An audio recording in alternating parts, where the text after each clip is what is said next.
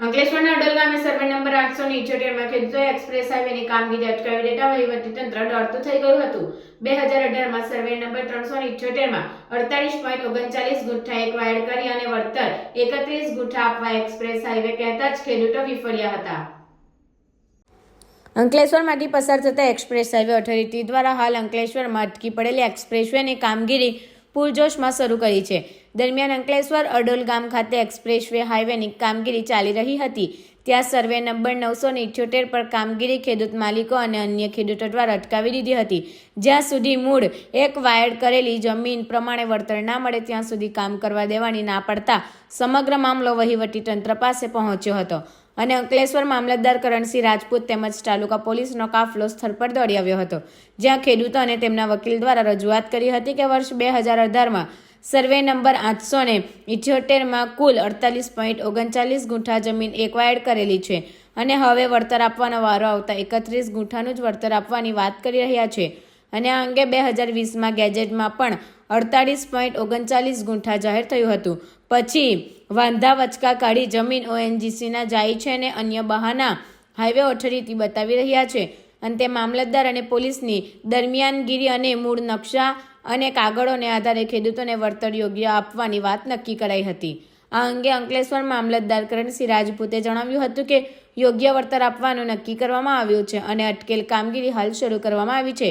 યોગ્ય અને અમારા હક વળતર આપો તો કામ કરવા દેવામાં કોઈ વાંધો નથી। અમારા સર્વે નંબર 878માં 2018માં 48.39 ગુંઠા એક વાયડ કરી હતી અને 2020માં ગેજેટ પણ બહાર પાડ્યું હતું। હવે તેઓ 31 ગુંઠાના જ વળતરની વાત કરતા કામ અટકાવ્યું છે। અમારી એક જ માંગ છે, જે મૂળ એક વાયડ કરેલ જમીનનું અમને વળતર આપો પછી જ કામ કરો, હેતલબેન ખેડૂતે મીડિયા સમક્ષ જણાવ્યું હતું અને ક્ષતિઓ છે પહેલા એ સુધારી યોગ્ય વળતર આપો। એક્સપ્રેસ હાઈવેમાં અડોલ ગામના સર્વે નંબર 878ના વળતરના મુદ્દે ગૂંચવાડા છે, અનેક ક્ષતિઓ છે। મૂળ એક વાયડ કરેલ જમીન કરતાં ઓછી જમીનના વળતરના મુદ્દે આજે માથાકૂટ થઈ છે। ખેડૂતોને વળતરના મુદ્દે અનેક ચીજ જોવા મળી છે। જો સુધારી મૂળ એક વાયડ કરેલ જમીનનું યોગ્ય વળતર આપવામાં એવોર્ડ જાહેર કરવામાં આવે તેવી અમારી માંગ છે।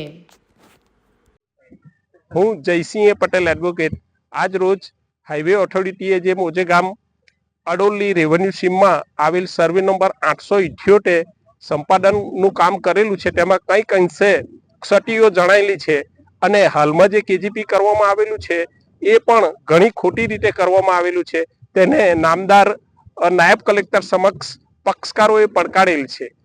વધુમાં એટલું ખાસ જણાવવાનું કે સર્વપ્રથમ 2018માં જે સંપાદન કરવામાં આવેલું તેમાં ગવર્મેન્ટે 48.39 ગુંઠાની જમીન ખેડૂતની લીધેલી છે સંપાદન હેઠળ અને પછી ONGCમાં જે ગયેલી છે જમીન તેની ભૂલો કાઢીને ખોટી રીતે હાલમાં 31 ગુંઠા જમીન જ સંપાદન હેઠળ દર્શાવેલ છે, જેથી ખેડૂતોની મૂળ લડાઈ એ છે કે ભાઈ 48.39 ગુંઠાની જમીનનું ખેડૂતોને વળતર મળવું જોઈએ, જેથી હાલની લડત ચાલુ છે અને હાલમાં હાઈવે ઓથોરિટીનું જે કામ છે તે ખેડૂતોએ અટકાવેલું છે અને હાલમાં મામલતદારશ્રી સ્થળ પર હાજર છે પોલીસ બંદોબસ્ત સાથે, જેથી ખેડૂતોની એક વિનંતી છે કે અમારું જે ઓરિજિનલ જે મૂળ સંપાદન હેઠળ 48.39 ગુંઠાની જે જમીન લીધેલી છે